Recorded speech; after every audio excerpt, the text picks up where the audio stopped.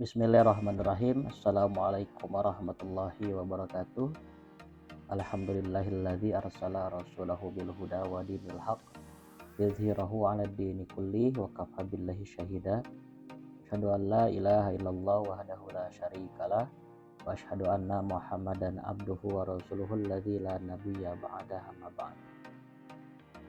Alhamdulillah, puji syukur marilah kita panjatkan kehadirat Allah Subhanahu wa taala karena atas kudrah, iradah dan karunia yang luar biasa, kita pada kesempatan kali ini bisa kembali bersua untuk sama-sama melanjutkan aktivitas perkuliahan kita.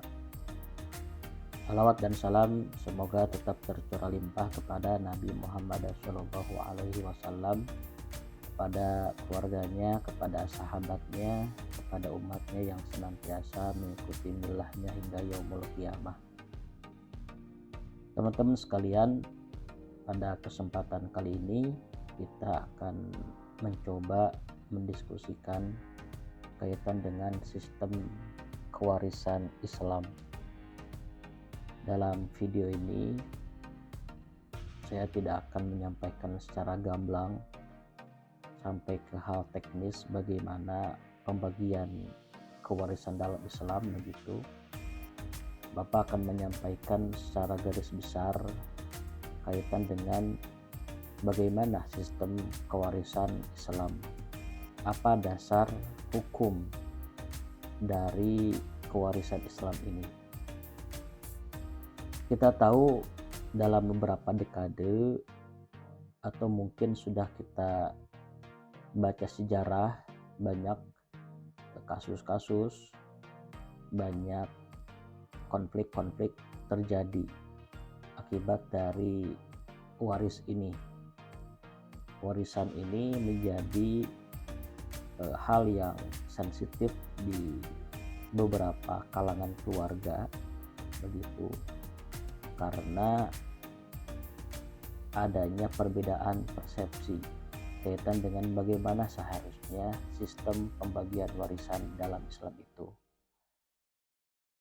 Tidak sedikit pula yang kemudian karena pola pemikiran yang berkembang pesat, ada yang beranggapan bahwa sistem waris itu harus adil, rata begitu, harus dipukul rata. Sementara dalam Islam yang disebut adil itu tidak mesti sama, tetapi mesti proporsional. Oleh karenanya sedari awal Allah Subhanahu wa taala sudah menetapkan sistem kewarisan Islam yang sejatinya mesti dipegang oleh seluruh umat Islam, dilaksanakan dan ditaati aturannya begitu. Nah, teman-teman sekalian, secara bahasa atau secara istilah, bahwa mawaris itu atau faraid adalah aturan yang berkaitan dengan pembagian harta pusaka.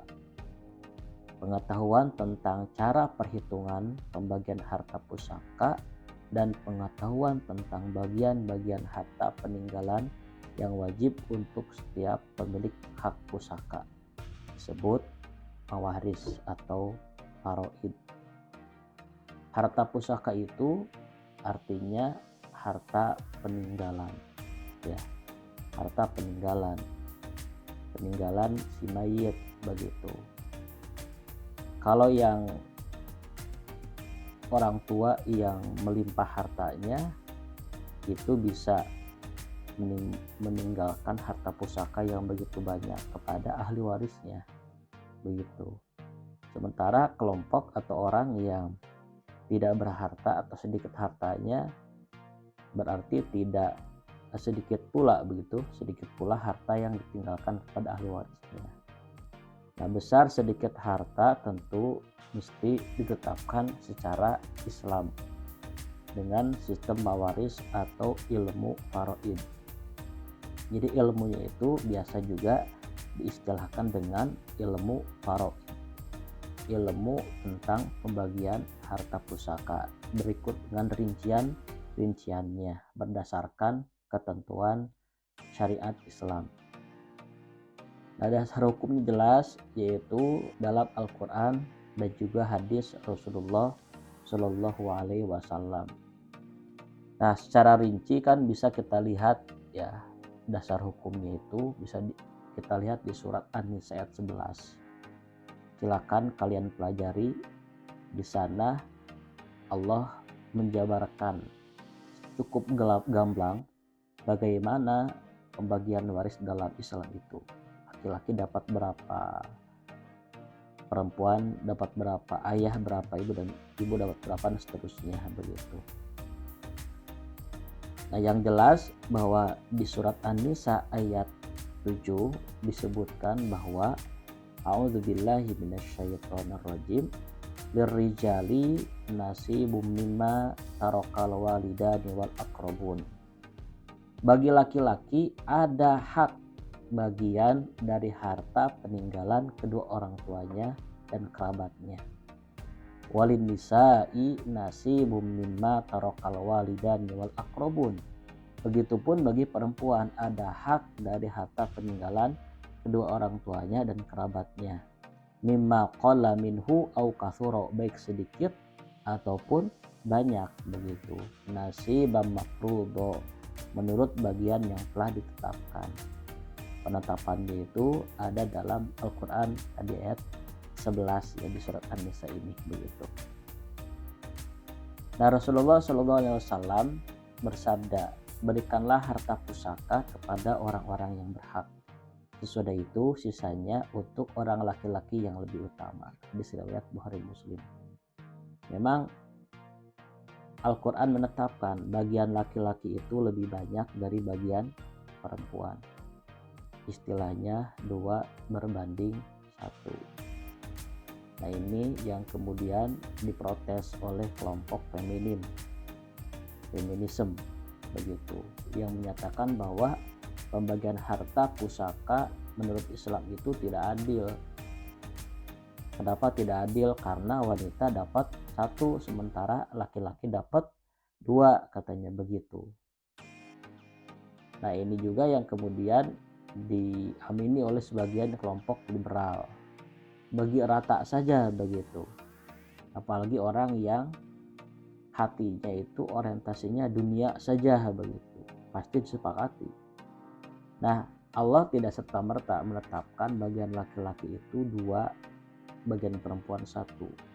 Bahkan dalam hadis ini ditegaskan bahwa sisanya untuk orang laki-laki yang lebih utama. Kenapa? Karena laki-laki itu punya kewajiban lain, yaitu menafkahi istri dan anak-anaknya. Kalau istri tidak punya kewajiban untuk menafkahi, sementara laki-laki punya kewajiban untuk menafkahi, sehingga ketika dapat harta warisan, laki-laki itu, anak laki-laki begitu, ada kewajiban untuk menafkahi istrinya. Sementara ketika istri dapat waris dari orang tuanya misalkan ya, dia tidak punya kewajiban untuk menafkahi suami dan anak-anaknya begitu. Sehingga laki-laki porsinya lebih banyak karena hak kewajibannya pun lebih besar ketimbang istri begitu, ketimbang perempuan.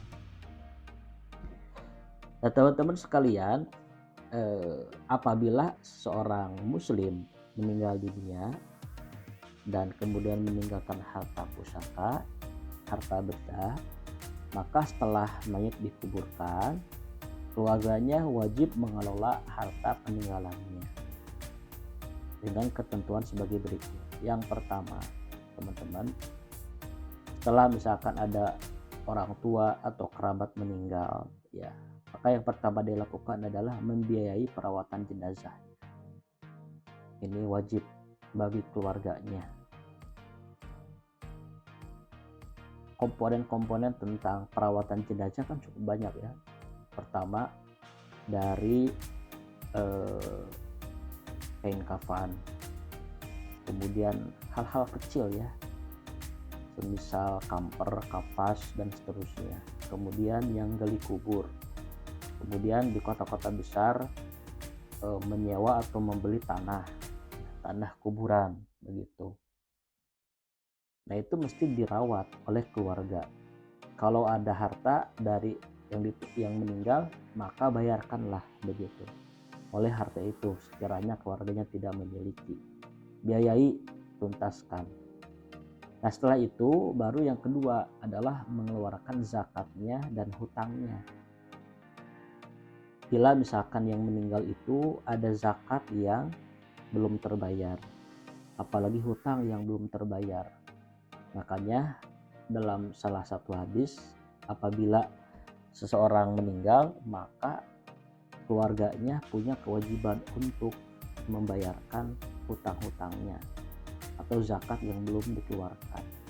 Kenapa? Karena apabila seorang mayit itu berhutang kemudian belum dibayarkan, maka tergade oleh hutangnya sampai hutang itu dibayarkan. Oleh karenanya idealnya setiap hutang itu mesti dicatat, baik oleh dirinya, begitu oleh sendiri ya, oleh kita, yang kemudian mesti diketahui oleh minimal istri atau suami atau keluarga terdekat harus tahu, supaya ketika meninggal keluarga tahu berapa besar hutangnya yang mesti dibayarkan, supaya nanti tidak tergadai ketika hari perhitungan di akhirat kelak begitu. Nah kemudian yang ketiga adalah menunaikan wasiatnya. Apabila misalkan yang meninggal itu sebelum ketika masih hidup memberikan atau menyampaikan wasiat-wasiat, maka mesti dilaksanakan.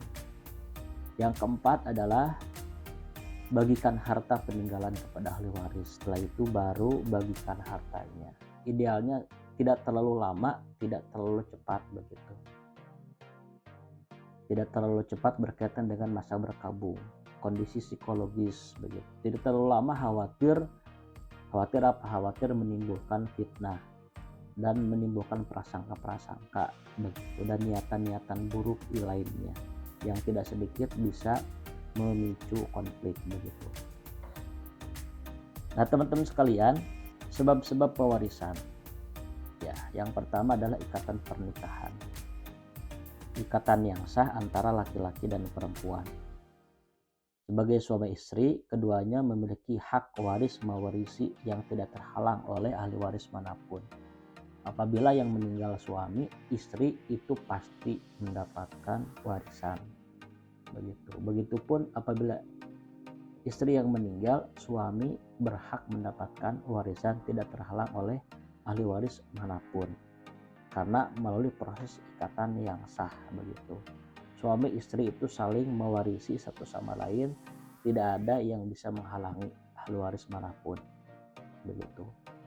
Yang kedua, hubungan kekerabatan, hubungan keturunan, nasab begitu, hubungan nasab antara orang yang mewariskan dan orang yang mewarisi yang disebabkan oleh kelahiran.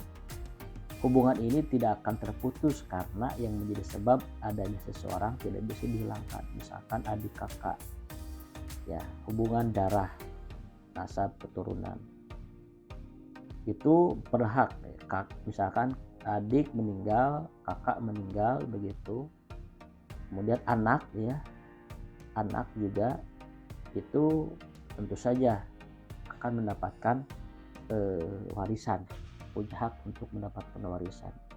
Yang ketiga adalah wala atau perwalian, yaitu kerabatan yang timbul karena membebaskan budak dan adanya perjanjian tolong menolong atau sumpah setia antara seseorang dengan yang lain. Nah kalau membebaskan budak ini pada masa Rasulullah SAW, sekarang sudah tidak ada, sudah hilang.